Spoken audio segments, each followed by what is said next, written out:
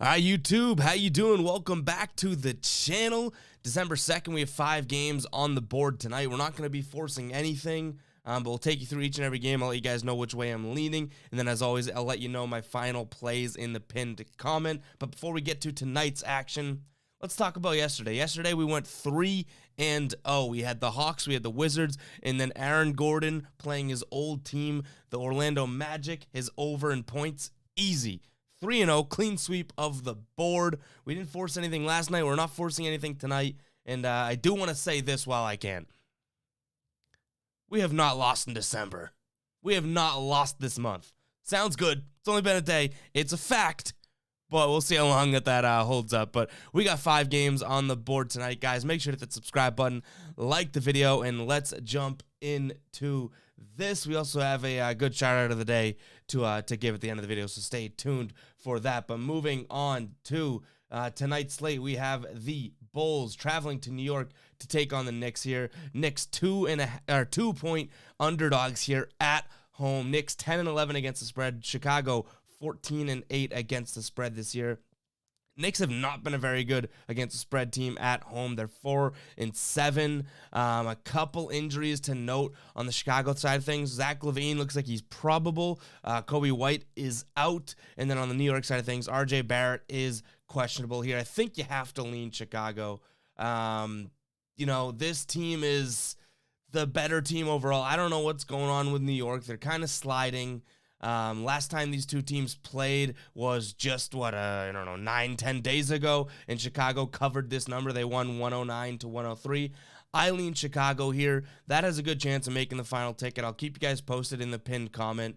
But yeah, this Knicks team, you're like waiting for them to turn it around and get it going. But again, they're following in the same exact path. They're going win, loss, win, loss, win, loss. They have been pretty inconsistent. And Chicago, I just think, is genuinely the better team. So I lean Chicago here. Again, we're not forcing anything tonight, so we'll see if it makes the final ticket.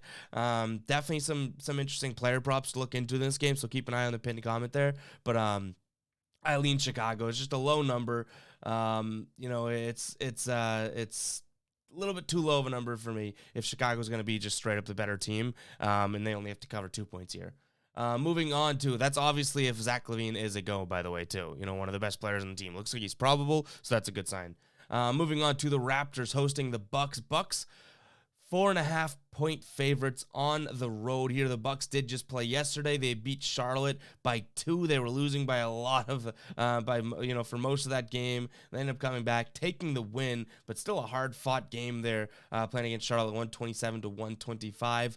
That still being said, I don't know if Toronto's getting enough points here. No major injuries on the Milwaukee side of things. OG Anunoby still out for Toronto. Gary Trent Jr. is questionable, so that's one to definitely keep your eye on as well. But 4.5 points, I get it. Toronto maybe has been playing a little bit better as of, I guess I probably shouldn't even say that, right? They're on a little bit of a slide. But Toronto has looked better as of late. They've only lost to Memphis and Boston by a handful of points, I guess you could say. This Milwaukee Bucks team is better than this Toronto Raptors team. I don't care about the back-to-back. The Bucks are hotter right now. 4.5 points, I think that's a little low just due to the fact that Milwaukee is on that back-to-back. So I would lean Milwaukee in this one as well. Milwaukee minus 4.5. Check the pin comment, see if I end up playing that one. This one is puzzling to me. Our next game up, the Grizzlies hosting the Thunder here. Grizzlies 9.5-point favorites against the Oklahoma City Thunder. The Thunder are on a back-to-back. They lost to Houston.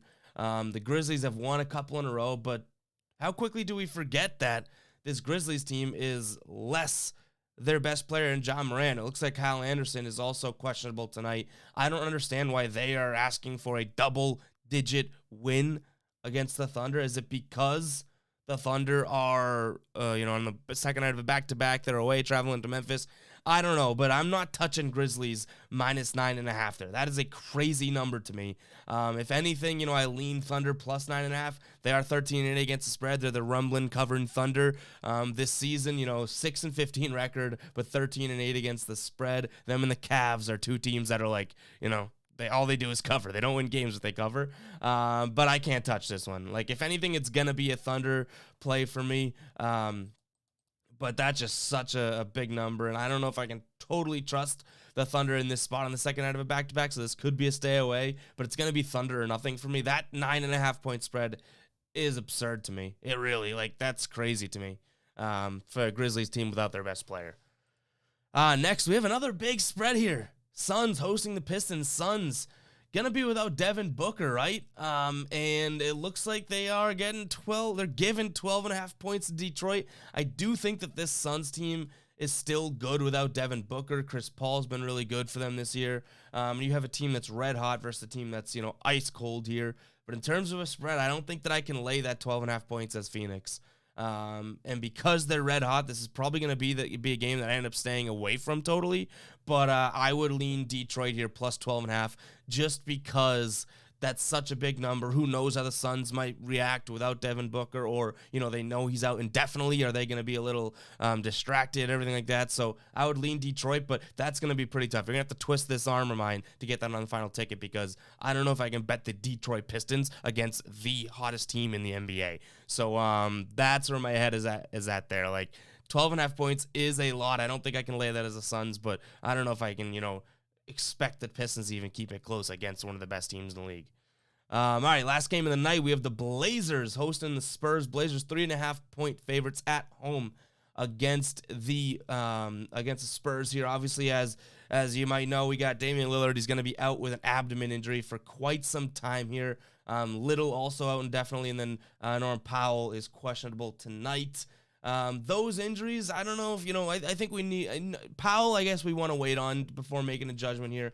I have a sneaky sort of pick here, and I would lean Portland. I know you're without your best player, but you are at home. I think that this spot is better for Portland than it is for San Antonio. I've seen, plenty of the percentages and I guess experts and whatnot taking the Spurs in this one because, Portland without Damian Lillard. That's totally true. It is. That's right. But for whatever reason, I'm leaning Portland here. I think that this spot for them at home, already winning without Damian Lillard, playing another team that I would say is a bad team, being able to take them down at home too doesn't seem too crazy to me.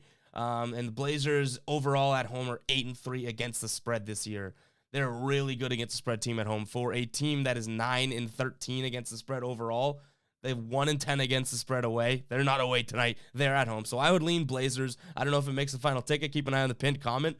But -3.5 for the Blazers. I would love it if it was -2.5. Give me like a 3-point win. So I'll keep an eye on the line. Maybe buy a point if we do end up putting this on the ticket. But the Damian Lillard-less Blazers, I'm not necessarily afraid of. It's not like they're playing a crazy good team in the Spurs. Yes, they've won a couple games, but that's the way I lean right now. Make sure to keep an eye on the pinned comment, guys, for any of my final plays on any of these games as that wraps up the 5-game slate we have tonight, as well as some player prop additions like the lock of the century last night, taking Aaron Gordon playing his old team, his over, 14.5 points, and he had 11 in the first half, and I was just chilling for the second half, waiting for him to score, 4 more points or 3 more points, whatever, 4 more points. But it was good. We had a good night last night, and that was the key, not forcing anything. I had 3 spots that I really liked. We pulled the trigger on all 3, and boom, we go 3-0, which is good. So that moves into the hashtag of the day tonight or today. Yesterday's hashtag of the day was Get Hot, and we had